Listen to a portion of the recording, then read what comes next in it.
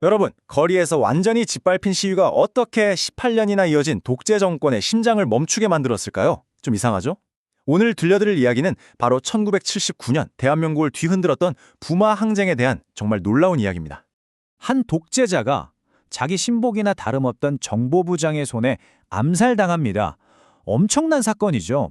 근데 법정에선 암살범, 바로 김재규가 이렇게 말하는 거예요. 모든 건 부마항쟁 때문이었습니다. 아니 도대체 부마항쟁이 뭐였길래 한 나라의 운명을 이렇게 바꿔놓은 걸까요? 그 총성의 진짜 의미를 알려면요. 시간을 딱 열흘만 거슬러 올라가 봐야 합니다. 모든 게 시작됐던 그곳, 두 도시의 거리로 말이죠.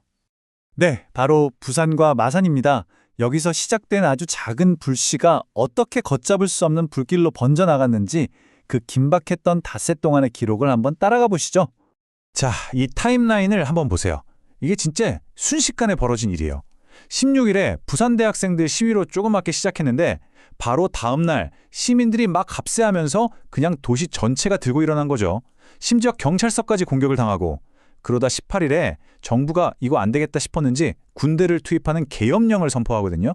그랬더니 와, 이 불길이 옆 도시인 마산으로 확 옮겨붙습니다.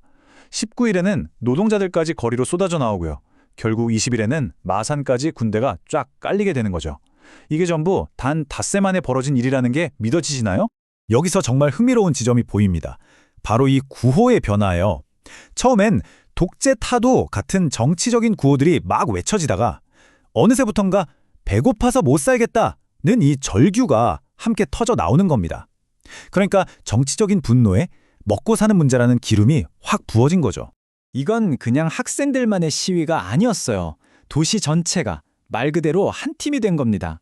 시민들은 시위대에게 몰래 밥을 주고 자기 집에 숨겨주고요.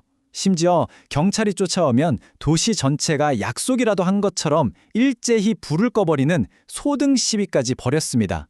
깜깜한 어둠 속에서 경찰을 따돌린 거죠. 정말이지 도시 전체의 저항이었습니다.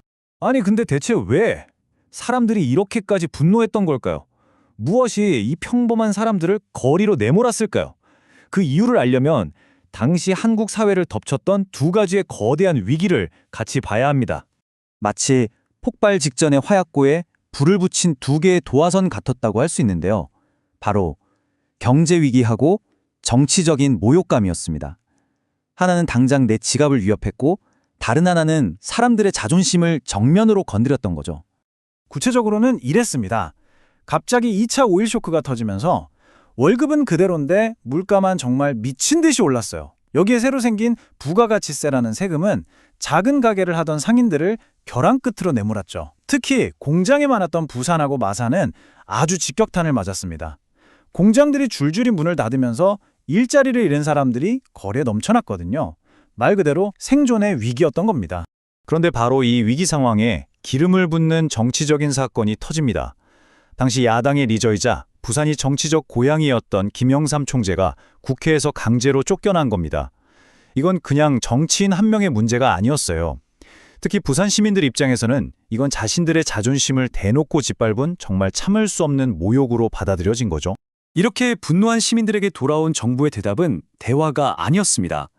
그들은 자국민을 마치 적군처럼 다루기 시작했죠.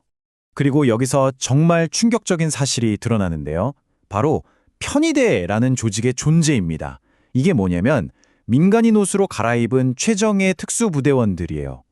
이 사람들 임무가 뭐였을까요? 바로 시위대 속에 스파이처럼 몰래 들어가서 주동자를 색출하고 시위대 내부를 혼란에 빠뜨리는 거였습니다. 자국민을 상대로 비밀 공작을 펼친 겁니다. 당시 실제 편의대원의 증언은 정말 소름이 돋습니다.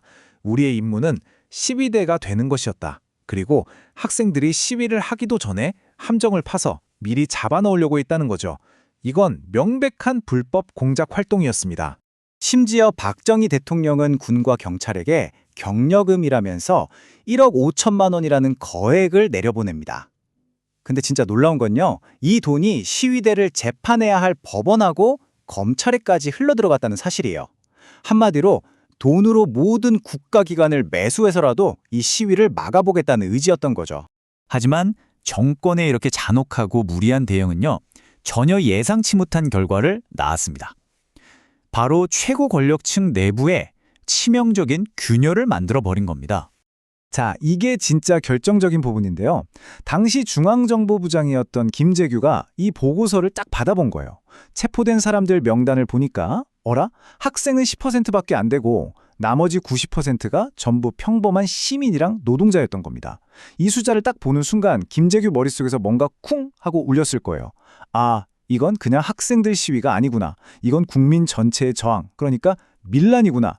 바로 이 지점에서부터 김재규의 생각이 180도 바뀌기 시작하는 겁니다. 하지만 정권 내 강경파의 생각은 완전히 달랐습니다. 차지철 경호실장은 이렇게까지 말했거든요. 캄보디아에서는 300만 명을 죽여도 까딱없었는데 우리도 한 100만, 200만 명 희생시키는 건 아무 문제 없다. 이건 뭐 대규모 학살까지 염두에 둔 정말 끔찍한 발언이었죠. 그리고 박정희 대통령 역시 이 강경 노선에 힘을 실어줍니다. 사태가 더 악화되면 내가 직접 발포 명령을 내리겠다. 자, 이제 보세요. 시위를 좀 유연하게 대처해야 한다고 생각했던 김재규와 학살까지 불사하려던 차지철, 그리고 박정희, 이들의 대립은 이제 돌아올 수 없는 강을 건너게 된 겁니다. 그리고 운명의 1979년 10월 26일 궁정동의 한 저녁 식사 자리에서 이 부마 항쟁 처리 문제를 두고 논쟁이 다시 불붙었습니다. 그리고 바로 그 자리에서 김재규는 박정희 대통령과 차지철 경호실장을 향해 총을 발사합니다. 그래서 이 이야기의 핵심이 바로 이겁니다. 분명 거리에서는 군합발에 처참하게 짓밟혔는데 이 부마 항쟁은 결국 아무도 상상하지 못했던 방식으로 최종적인 승리를 거두게 됩니다. 이 저항이 만들어낸 도미노 효과를 한번 보세요. 부산과 마산 시민들의 봉기는 정권의 강경 진압을 불렀고요. 이 강경 진압은 권력 내부에 치명적인 균열을 낳았습니다. 그리고 이 내부 갈등이 결국 독재자의 암살과 18년 유신체제의 종말로 이어진 겁니다. 거리에서의 패배가 권력의 심장부를 무너뜨린 정말 놀라운 역설이죠. 부마항쟁은 우리 민주주의 역사에 정말 거대한 발자국을 남겼습니다. 18년간 철옹성 같았던 유신 독재의 종식을 이끌어냈고 4.19 혁명 이후 최초의 대규모 시민 저항이었죠. 물론 안타깝게도 바로 다음 해에 있을 광주항쟁의 고통스러운 예고편이 되기도 했지만요. 마침내 2019년에 그 시작일이 국가기념일로 지정되면서 그 위대한 의미를 제대로 인정받게 됩니다. 그래서 이 이야기는 우리에게 이런 질문을 던지는 것 같습니다. 어떻게 거리에서 완전히 패배한 것처럼 보였던 싸움이 결국엔 한 나라의 미래를 건 전쟁에서 승리할 수 있었을까? 어쩌면 이 부마항쟁이 바로 그 질문에 대한 가장 강력하고도 통렬한 대답이 아닐까 싶습니다.